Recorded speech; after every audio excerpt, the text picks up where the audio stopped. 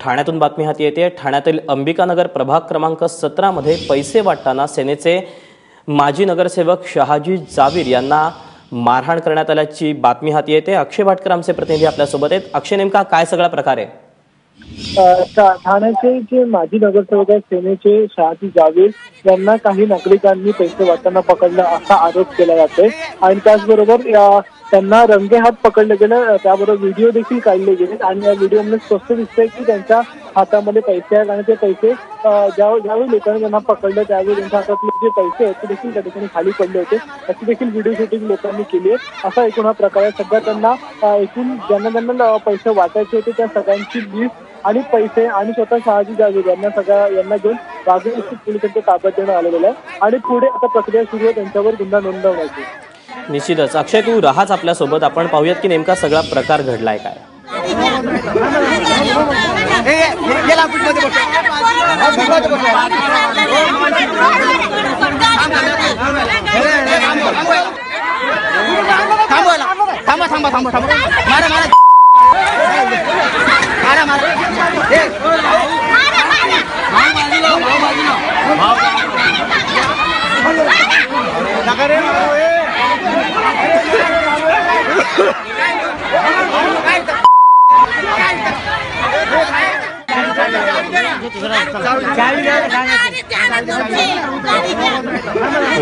अक्षयकडे अक्षय भाटकर आमचा प्रतिनिधी आपल्या सोबत आहे। अक्षय, आपण बघितलं की कशा पद्धतीने या लोकांनी हे जे शहाजी जावीर यांना मारहाण केलेली होती, काहीसं गोंधळाचं वातावरण निर्माण झालेलं होतं, लोक चिडलेले होते। सध्याची परिस्थिती काय आहे?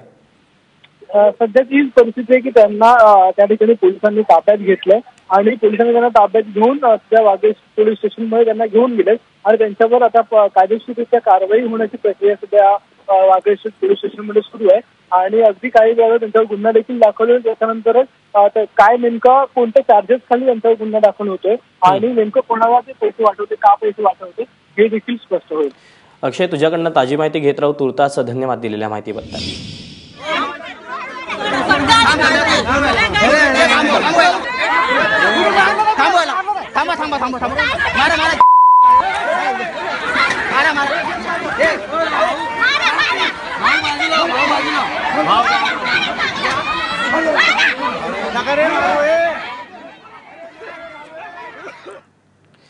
तेव्हा सेनेचे माजी नगरसेवक शहाजी जावीर यांना स्थानिकांनी मारहाण केली। पैसे वाटताना शहाजी जावीर यांना पोलिसांनी सुद्धा ताब्यात घेतलेले आहे। त्यांच्यावर आता नेमके काय चार्जेस, त्यांच्यावर नेमके काय गुन्हे दाखल होतात हे पाहणं महत्त्वाचं आहे।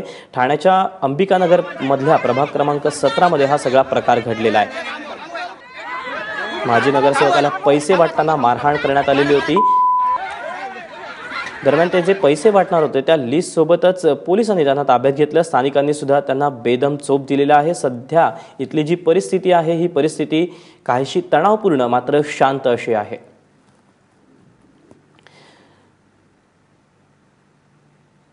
आज खरं तर लोकशाहीचा सण साजरा केलेला जातोय, मात्र एकीकडे मोठ्या उत्साहात मतदान सुरू असताना काहीसा गालबोट लागल्याचा प्रकार ठाण्यामध्ये पाहायला मिळतोय।